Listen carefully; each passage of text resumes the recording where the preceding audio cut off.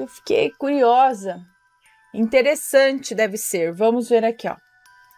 De esquizofrênica a médium. Interessante, vamos ver. Olá, Ana, tudo bem? Meu nome é Fulana, mas me chame como quiser. Fulana, é claro. Vou contar minha história para você depois de muito pensar. Afinal, abrir a nossa vida, mesmo que no anonimato, é muito complicado. Afinal, daremos nossa cara a tapa, né? Primeira parte. Todos os nomes estão trocados, lembrando aqui. Eu tenho 35 anos, nasci em Recife, mas atualmente moro em outro lugar. Vim de uma família muito pobre, de 10 irmãos, 8 mulheres e 2 homens. Sou a mais nova de todos. Como disse, vim de uma família extremamente pobre. Morava numa casa de barro, onde só tinha sala e cozinha. O banheiro era do lado de fora. Fui criada pelos meus irmãos, os quais são meus pilares, e agradeço ao universo por ter nascido nessa família. Minha mãe sempre trabalhou muito, voltava para casa de sábado e domingo. Acho que ela voltava para casa só no sábado e no domingo, pois era casa de família. Eu acho que ela trabalhava a semana inteira na casa de uma família e só ia no sábado e domingo para casa deles. Eu fui uma criança muito sensível, eu era muito apegada à minha mãe, eu mamei até os 6 anos de idade, era maravilhoso! Minha mãe era muito devota de Nossa Senhora, mas os meus irmãos, eu acho, mas os meus irmãos e eu, acredito, nunca demos atenção de fato quando o assunto era religião. Rezava o Pai Nosso, Ave Maria, mas só pela força do hábito mesmo. Eu ia para a igreja para comer bolo mesmo, pois nunca tinha essa iguaria na minha casa. Então eu ia para a escola dominical, para o catecismo, qualquer coisa que desse alguma guloseima. Embora eu tivesse acesso à igreja, eu não acreditava em Deus. Eu nunca sentia isso que as pessoas sentem ou sentiam, né? Não sei se porque eu tinha 6 ou 7 anos, mas eu achava que Deus era uma invenção das pessoas e que diabo era coisa criada para assustar criança. Igual o homem do saco, a loira do banheiro, mas de qualquer forma eu não queria pagar para ver, né? Segunda parte aqui da história, então. Minha primeira visão. Eu tinha uns 8 anos e lembro que era dia de finados. Minha mãe, ou mainha, como um bom nordestino chama, estava rezando na cozinha e eu deitada no sofá, que também servia de cama. Ficava no corredor e de repente, do nada, eu vi uma mão muito negra que ultrapassou a parede de barro sem fazer nenhum buraco na parede. E puxou meu cabelo, mas puxou com muita força. Tanta força que a minha cabeça foi para trás e eu comecei a gritar. Eu gritei tanto, mas tanto, que a minha mãe correu. Quando ela chegou, aquela mão simplesmente sumiu do nada. E mainha sentou e me ouviu. Ela não disse que eu estava mentindo. Também não achou que estivesse falando a verdade. Ela me ouviu, mas não deu bola, entende? Bom, passou algum tempo e minha mãe fez uma promessa a Cosme e Damião. E Ana, eu lembro como se fosse hoje. Ela prometeu dar doces e balas no dia 22 de setembro, se a graça fosse alcançada. Ela teve a graça alcançada, porém a patroa dela atrasou o salário e o salário a patroa atrasou o salário e aí chegou dia 21, né? Ela prometeu que dia 22 ela entregaria os doces, aí chegou dia 21 e ela não tinha comprado nada. No dia 22 de setembro, o dia de pagar a dívida, a promessa que ela havia feito, mãe estava trabalhando e minha irmã estava cuidando da gente. Nessa época éramos 4 crianças e a minha irmã de 19 anos, e acho que a minha irmã mais velha que tinha 19 anos, não sei. Os demais já tinham saído de casa. Não é a mais velha então. Bom, não sei. Não entendi aqui. acho que nessa época éramos 4 crianças e minha irmã com 19 anos. Os outros irmãos já tinham saído de casa, procurar uma vida melhor para eles. Eu pedi para ir ao banheiro, que ficava fora da casa, por volta das 9 horas da noite. A porta da cozinha dava de frente para a porta desse banheiro. E Ana, no momento que ela abriu a porta, eu vi uma luz muito forte dentro do nosso banheiro, que nem energia elétrica tinha. E começou a sair de dentro dele muitas crianças, muitas mesmo, e não parava de sair criança de dentro do banheirinho, é isso? Todas em silêncio. E no final saiu uma mulher com uma panela enorme na cabeça. E todos sumiram. Quando chegou na rua, eu apontava dizendo para ela, para minha irmã, para ela olhar, para ela ver, né? E ela dizia que não estava vendo nada. Meus irmãos também não viram nada. Quando gritei, vieram todos, mas só eu via aquelas pessoas e foi aí que começou. Meus irmãos começaram a ficar com medo de mim e eu não os culpo, pois todos éramos crianças, né? E de alguma forma hoje eu tenho certeza que a entidade veio cobrar a promessa da minha mãe. Quando minha mãe chegou do trabalho, ela me levou numa amiga evangélica e esta pediu para fazer uma oração na minha cabeça. E digo que essa foi a pior decisão da minha mãe, pois no momento que ela foi orar, eu vi um homem atrás dela. Ele era muito escuro, Ana, e eu comecei a tremer. Vocês podem achar que eu estava com medo, mas eu não estava com medo, eu estava bem calma. Logo, não foi ilusão da minha cabeça. Quando eu voltei para casa, eu voltei me sentindo muito mal. Nesse tempo, ganhamos uma cama doada pela igreja. Ficou bem apertado, mas coube na minha casa. Na primeira noite que eu fui dormir nessa cama, a cama começou a tremer, como se alguém quisesse que eu saísse de lá. Ao abrir os olhos, eu vi uma mulher bem nos pés da cama. Ela era muito branca e usava uma roupa estranha, mas eu vi bem o rosto e a roupa dela. Dessa vez eu não gritei, eu fiquei quieta, pois tinha escutado uma conversa da minha mãe dizendo para a amiga dela que o meu pai tinha problemas mentais muito sérios e a minha tia também tinha. E eu tinha medo de ser internada como louca, sabe? Eu tinha muito medo disso. Mas no dia seguinte, contei tudo de forma bem calma e foi aí que a minha mãe acreditou, pois quando eu descrevi essa mulher e a roupa dessa mulher que eu vi para minha mãe, ela disse que era a dona da cama que havia falecido fazia algum tempo. Mas a mãe dela só se desfez das coisas tempos depois e a cama foi jogada fora. E no fim a cama foi jogada fora e eu voltei a dormir no chão. Bom, passou o tempo, eu estava agora com 16 anos e não via mais nada.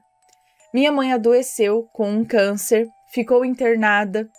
Quando eu estava me arrumando para ir visitá-la no hospital, eu senti um beijo na bochecha. O beijo deu um estalo muito alto, sabe?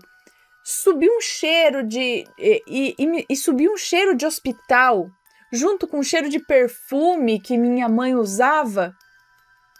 Meia hora depois, o hospital liga dizendo que ela perdeu a guerra contra o câncer. E eu fiquei sem chão, sem ar, sem rumo. Mas aliviada, pois maninha veio se despedir de mim. Chorando muito, lembrando disso, ela veio se despedir com aquele beijo. Era um dia de domingo. O enterro foi no mesmo dia à tarde. Eu não lembro de muita coisa, pois perdi a memória depois do choque. O médico chama de perda de memória seletiva e que a minha memória voltaria quando eu estivesse pronta. Terceira e última parte, acredito, aqui, ó. 1 ano se passou. Eu estava agora com 17 anos. Nossa casa agora era de tijolos, muito simples, mas eu amava. Tínhamos aceitado a morte de nossa mãe, mas os vizinhos ainda nos olhavam com pena e outros tentavam se aproveitar. Recebi muitas propostas dos amigos, entre aspas, da minha mãe para fazer programa com eles. e eu tenho nojo só de lembrar disso. Eu estava tentando um primeiro emprego e nesse tempo uma das minhas irmãs tinha se tornado espírita, assim como meu cunhado e a família dele. E eu estava de boa, sem acreditar em nada, afinal eu tinha colocado na minha cabeça que tudo que aconteceu quando eu era criança foi coisa da minha cabeça, que eu podia estar com problemas mentais naquele tempo de criança, e quando estava me arrumando para entregar currículo, arrumando o cabelo, olhando fixamente para o espelho, Ana, a imagem que eu vi no espelho não era eu. Não era eu ali no espelho. Eu sou negra, cabelo crespo, que inclusive na época tinha sofrido ainda um corte químico. Tava bem feio, mas eu vi uma mulher branca, de cabelo liso, ondulado. Olhei para trás, pois podia ter alguém atrás de mim, sei lá, mas não tinha ninguém. A imagem que eu vi no espelho foi como se a mulher estivesse dentro de mim. Depois disso, eu sentia um cheiro de carne podre sempre. O cheiro era muito forte e eu comecei a ver pessoas que ninguém via. E a pior parte, eu comecei a sentir essas pessoas querendo entrar em mim. Até que conseguiram. E eu sabia quando eles iam incorporar, Ana, eu sabia. Mas eu não ficava inconsciente, não totalmente. A minha língua enrolava, mas enrolava muito, que eu mesma segurava para eu não engasgar. Nossa, eu mesma segurava para eu não engasgar. Minha irmã chamou a vizinha e ela, a mesma lá que orou na minha cabeça lá na infância, mas ela não tirou, seja lá o que tivesse sido, o que foi que entrou no meu corpo, ela não tirou.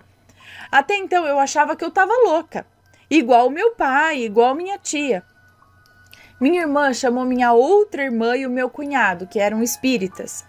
Eles moravam em outra rua e meu cunhado me doutrinou. Foi aí que o que estava dentro de mim foi embora. E daí eu comecei a ficar com medo, com muito medo, pois comecei a acreditar em espíritos que de alguma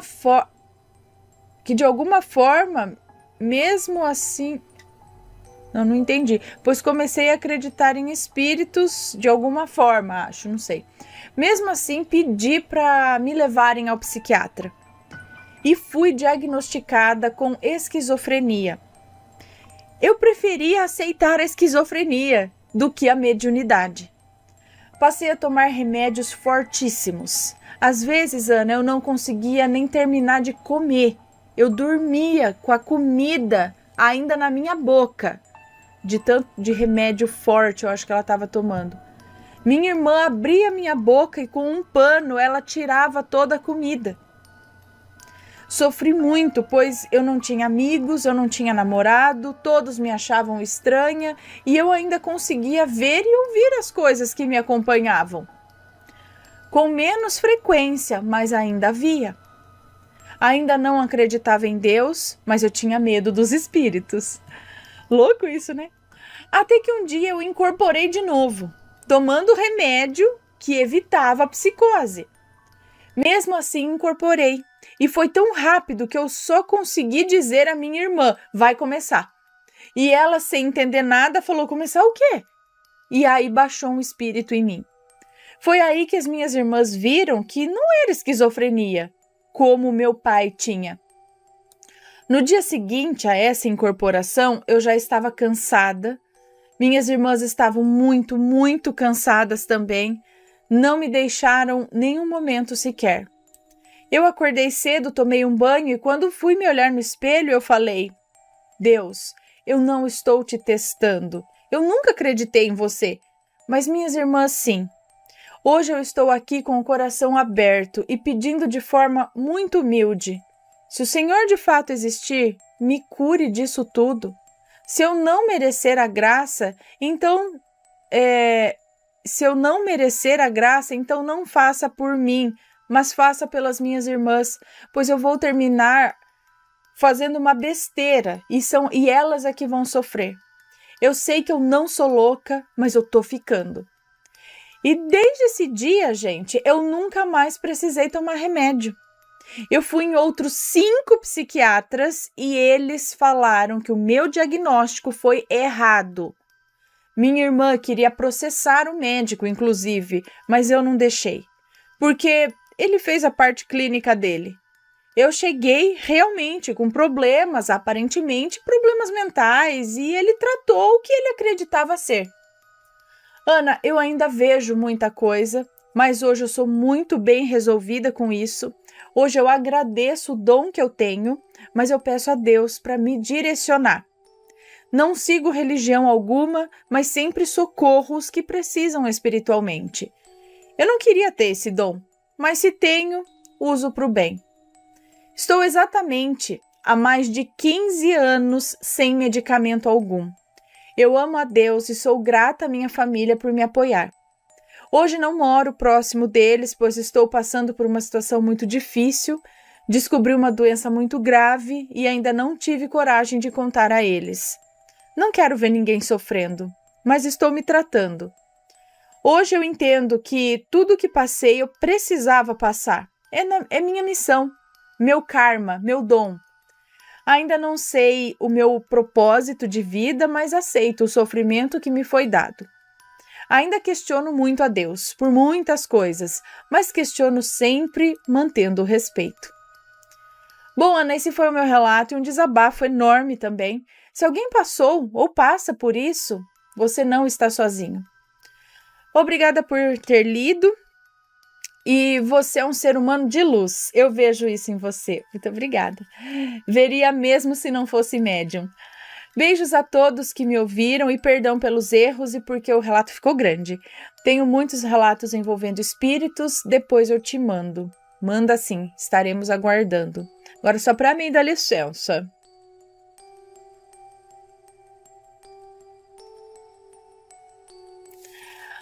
Um beijo para você, muito obrigada. E é interessante esse lance, né, da esquizofrenia, da mediunidade. Como que um médico pode... Eu lembro sempre de tem um livro, acho que do Gabriel Amorth, é isso? Que é os padres, tipo, trabalhando junto com neurologistas, com psiquiatras, não sei, justamente para ver, porque o que pode ser espiritual, né, e o que pode ser algum problema psiquiátrico que deve ser controlado, né, e para não ter essa confusão, porque a pessoa também, se ela não for receber o diagnóstico, sofre com isso e de repente é uma esquizofrenia, fica achando que é mediunidade, enfim, né? Tem que se tomar muito cuidado, tanto na parte espiritual, de você às vezes vai em alguém que fala, não, você é médium. Na verdade, às vezes não é, às vezes é alguma outra coisa, né? Algo ali psiquiátrico, algo que tem que ser cuidado. E, por outro lado, também, como foi no caso dela, acabou sendo diagnosticado com esquizofrenia, mas no fundo não era, né? É uma situação delicada que merece atenção. Não é o padre Gabriel Amorth? Amorth, não sei como que fala.